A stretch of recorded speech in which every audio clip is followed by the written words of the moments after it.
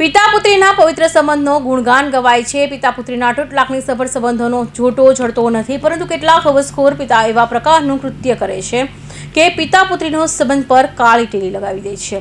એવી જ ઘટના ઘટી છે નવસારી જિલ્લામાં કે જે હવસખોરે પિતાએ પોતાની વહાલી સહિત દીકરી પર જ દુષ્કર્મ ગુજાર્યો અને જેલના સળિયા પાછળ ઢકેલાઈ ગયો છે। ભારતીય સંસ્કૃતિમાં અને લાગણીસભર સંબંધોમાં જ્યારે પારિવારિક સંબંધોની વાત આવે છે ત્યારે પિતા પુત્રની સંબંધોની અતૂટતા જીવનભર રહેતી હોય છે। દીકરીને નાનપણથી જ પિતાની વહાલ સોઈ હોય છે। બાળપણથી તો પરણીને અન્યત્ર પરિવારમાં જઈ ત્યાંથી માંડીને પિતાને અંતિમ કાળ સુધી પિતા માટે અદમ્ય પ્રેમ અને ચિંતા કરનારું વ્યક્તિત્વ તરીકે દીકરી ભારતીય સમાજમાં પ્રસ્થાપિત થયેલ છે।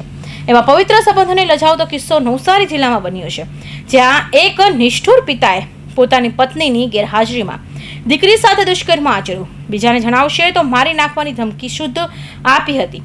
પોલીસ ફરિયાદના પગલે ભૂખ્યા વરુ સમાન બાપ ફરાર થઈ ગયો હતો, જેને પોલીસે રાજસ્થાનથી ધરપકડ કરી છે અને જેલના સળિયા પાછળ ઢકેલી દીધો છે।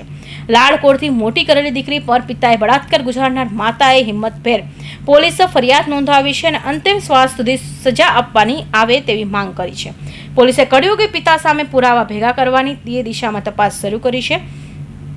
તેનો મેડિકલ રિપોર્ટ કરવામાં આવી રહ્યા છે અને પુરાવા ભેગા કરી વહેલામાં વહેલી ચાર્જશીટ દાખલ થાય તે દિશામાં કામગીરી શરૂ કરી છે। મારી ઉંમર 37 વર્ષ છે।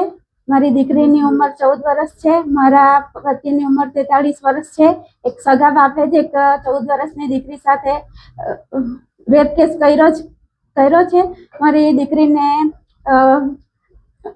પીઆર રાઠોડ સાહેબ તથા ડીએસપી રાહુલ સરે ખૂબ જ સપોર્ટ કર્યો છે, જેથી એને ગણતરીના કલાકોમાં જ પકડી જેલ ભેગો કરી દીધો છે। પણ સરકારને મારી એટલી માંગ છે કે એને 7 વર્ષની સજા નહીં પણ આજીવન કેદ અથવા તો ફાંસીની સજા મળે, એટલા માટે હું આ રજૂઆત કરું છું। આ કેસ ફાસ્ટ ટ્રેકમાં ચાલે એવી મેં રિક્વેસ્ટ કરું છું। મારો હસબન્ડ સાઉથ આફ્રિકામાં હતો 2019માં અને 2024માં એ રિટર્ન થયો। 2024 પછી મારી દીકરીને છેડતી કરતો હતો, પણ મે મહિનામાં જ્યારે હું નોકરી પર જાઉં છું એટલે મે મહિનામાં સતત 9, 10 અને 11 3 દિવસ મારી દીકરી સાથે રેપ કર્યું છે દીકરીનું, અને એને ધમકીઓ આપી છે કે તને જાનથી મારી નાખીશ। એટલે ગભરાઈને દીકરીએ એ વસ્તુની જાણ નહીં કરી, પર ત્યાર પછી દીકરીએ 30 તારીખે મને જાણ કરી તો મેં એફઆઈઆર કરતાના તરત જ મને આ પોલીસ સ્ટેશનમાંથી ખૂબ સારો સપોર્ટ મળ્યો છે અને એને જેલ ભેગો કરી દીધો છે।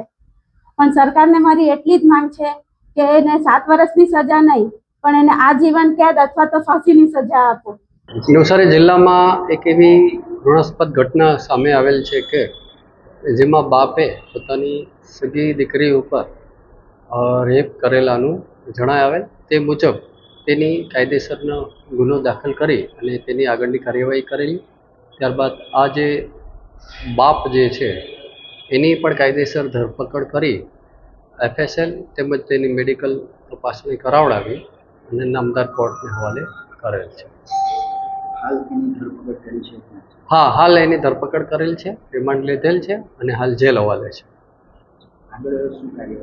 હાલ તેના એફએસએલ સેમ્પલ તેમજ તેનું ડીએનએ ના સેમ્પલના મેચિંગ વગેરેની કાર્યવાહી ચાલુ થઈ છે।